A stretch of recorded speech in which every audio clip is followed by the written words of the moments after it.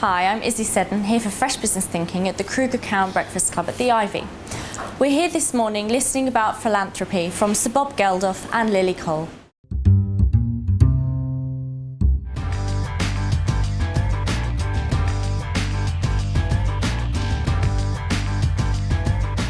Four years ago, I was finishing university, and I was talking to a friend on the plane, and we were talking about the economy and why is it that when the economy kind of goes into crisis as it recently had, that society immediately falls apart.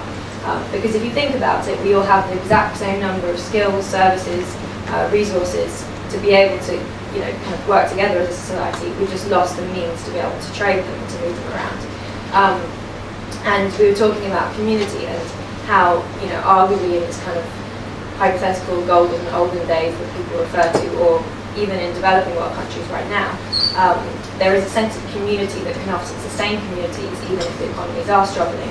We said, what if there was a technical platform that tried to enable that possibility in complex societies, and so allowed people to see what skills people could offer, what things people could offer, how much people were giving, and allow hopefully a community to emerge out of that, which could use transparency in the way that it would in a smaller community. You were at Cambridge after a successful career as a supermodel and after moving into film. How did you maintain such a demanding career at the same time as university? I modelled mostly actually up until the age of 18, so it was more with A-levels and GCSE periods.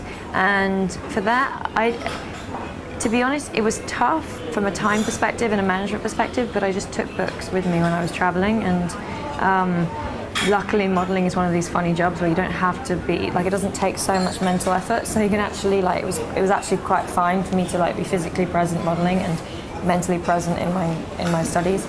And then when I went to university, because the university was actually much more, was very demanding, I pretty much stopped working, and I was more interested in film at that point anyway, so I did films over the summer holidays, but very little modelling. You spoke today about your charity work for WWF and The Body Shop, and you alluded to the necessity for transparency and consumerism. How do you think that this can be implemented?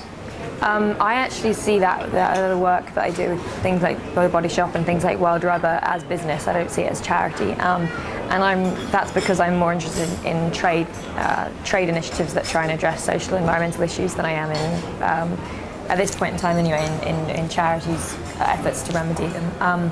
And that's because I think business has got such a huge impact on the planet and on big social and big environmental issues, and I think business really needs to play a more proactive role to think responsibly. And I don't just mean kind of surface level responsibility, I mean deeply look at the supply chains and make sure that they're holistic and make sure that they're not having a negative impact with the things that they make.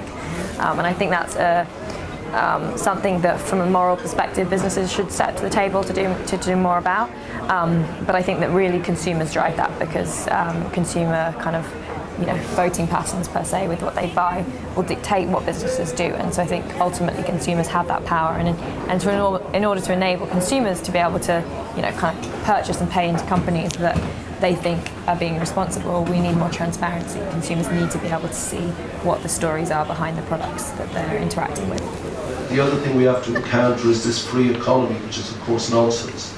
1D did a single for Comic Relief. They had 43 million hits, 0 sales. Spotify, complete rip-off. As I said to somebody earlier, I'm Taylor Swiftian when it comes to Spotify. We will allow Spotify to play the single, but only after Christmas. YouTube saying, wow, you can have 6 zillion hits, yeah, but where's the cash? And so we're trying to deal with that. The amount of work necessary to do Band-Aid 30 is quantifiably greater than that of 30 years ago, and the end result may be less, but the political result, I think, would be far more. And that's where we need to be with this. And with a fair wind, we'll be able to contain this thing, this, as I said, this dirty little animal, and we'll be able to hopefully extinguish it without too many more people dying.